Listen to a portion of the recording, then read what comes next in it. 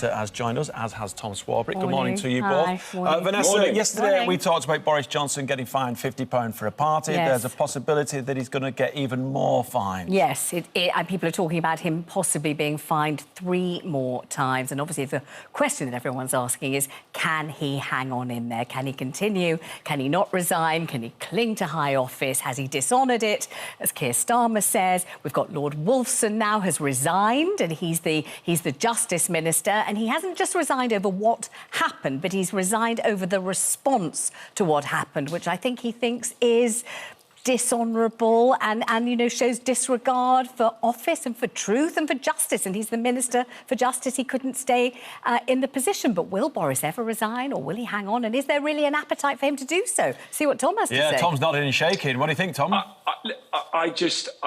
This makes me rage. I've got to be honest with you, I'm trying to keep it on a level here, because I think Lord Wolfson is right to resign because of the response, because what these Conservative MPs, supporters of Boris Johnson and government ministers are doing is they are setting the precedent by saying, nah, he didn't really break the law, even though the police have fined him. Nah, it's all right. It's only a fixed penalty notice, so it's probably fine. I mean, Vanessa will have had it on her show. I've had it on my show from some of these supportive MPs.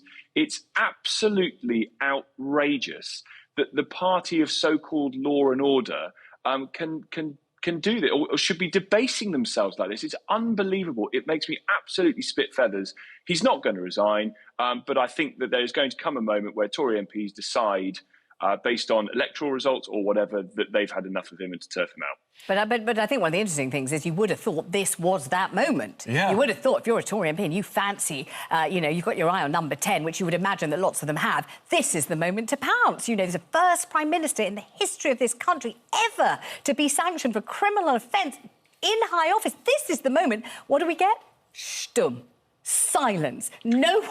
Well, he's come out and he said, they want the gig, are they, for a start? There's a war on. We've got to deal with that. We've got other things to deal with as well. He's kind of pushed it to one side, hasn't he, and said it's not as important for us right now in number 10 behind the door. Tom, do you agree with that? And if he was to go, who's lined up? Who's going to put their hat in the ring? Oh, you've got loads of people who would want it. Every politician who reaches that sort of level, certainly sitting around the cabinet table, has imagined themselves being Prime Minister. So they'd all like a tilt at it if they could. But, you know, people like Jeremy Hunt, Tom Tugendhat will probably throw his hat in the ring, Liz Truss, Ben Wallace, the Defence Secretary. I think they'd all probably have a go for it. I don't believe, I'm afraid, that our policy on Ukraine would be different if Boris Johnson weren't the Prime Minister. I think we would still be supplying them with weapons, which is the right thing to do. So they've got that right. But the idea that the public will see what the ministers and MPs are saying, that no, he didn't really break the law, even though the police have fined him for breaking coronavirus laws. I mean, if you didn't break the law, contest it. Take it to court. I mean, go right back to them, say, no, I don't think I did. I'd really like a hearing about this. If you really, really didn't. But by accepting the fine, they've got to accept that, yes, he accepts he broke the rules and broke the law, and we all go forward on that basis. I just think people look at the defence with utter disbelief. So, sorry, Vanessa, you've got radio shows. What are the public saying? Interestingly, I'd say that my listeners are split. Some are saying, you know, the fine's been paid, it was 2 years ago, was there a sausage roll, wasn't there a sausage roll, really? Let's move on, there's Ukraine, there are many other things to think about. Others are utterly horrified, and really, particularly people who went through hell at the time, couldn't say goodbye to their beloved family members who were dying, couldn't take their other halves into hospital, couldn't be there when their wives were in labour. You know, that kind of thing. Massive, life-changing effect of the laws that were imposed on us that most of us kept, especially in 2020 when it was all new and there was no vaccine. We were scared. You know, we weren't having parties. We didn't want to catch it or give it to anyone else. So I'd say an even divide between those who say put it behind us, let's move on, and those who are still absolutely horrified. Tom, if it all goes belly up for the Conservative Party and Boris Johnson does step to one side and then the polls say that they're out of favour, is Keir Starmer and are the Labour Party ready to step in?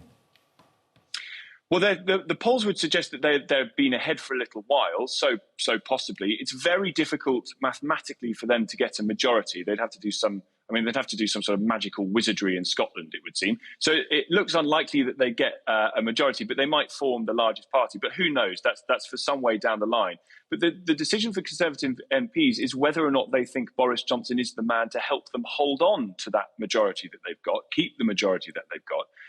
I again find it astonishing that the most successful political party in the world, the Conservative Party, electorally successful more than any other in the world ever, would think that Boris Johnson is the best they've got to offer the British people.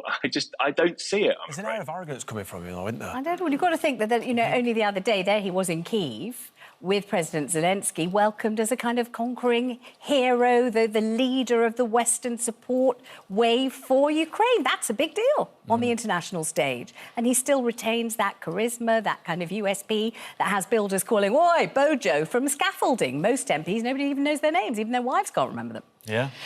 Vanessa.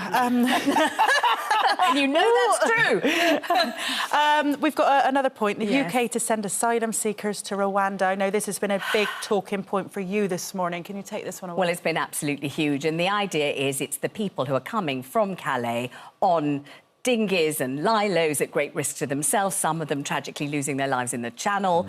There is people trafficking, there's people smuggling, and the government is saying this is the way to stop it. It's a huge deterrent. What they're going to say is you don't get to come to this country, you get to be welcomed by the military if you succeed in getting here, and then we stick you on a plane to Rwanda. It's a £120 million deal with the Rwandan government. Rwanda, a landlocked African country. It's been sewn up by Priti Patel. They're going to announce it today. And my listeners, again, completely divided. Some are saying best place for them, jolly good idea, imaginative, gets them out of this country, much cheaper to have them in Rwanda, amazingly, than have them here. It costs £1.5 billion a year to keep them here, £120 million to send them to Rwanda. Other people are saying this is horrifying. It's treating people like cargo. It's schlepping people around the world to countries they don't want to come from when they very probably are traumatised as hell in the first place. It's cruel. It's inhumane. And I would say my listeners today evenly divided between the two. Amazing, isn't it? Yeah. Tom, what do you think on this one? It's a very, very strange, it's a bizarre situation to send these people to Rwanda. It's also incredibly complicated. So there aren't any easy solutions to this.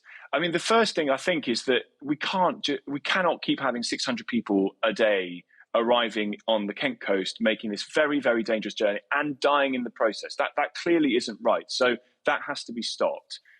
It does seem slightly odd to try and use Rwanda as a method of doing that, particularly on the costs. So Vanessa's right, it's 120 million quid thus far. Is it? Rwanda? It's a long journey away, but the Rwanda's the government they've hooked up a deal with, though, isn't it?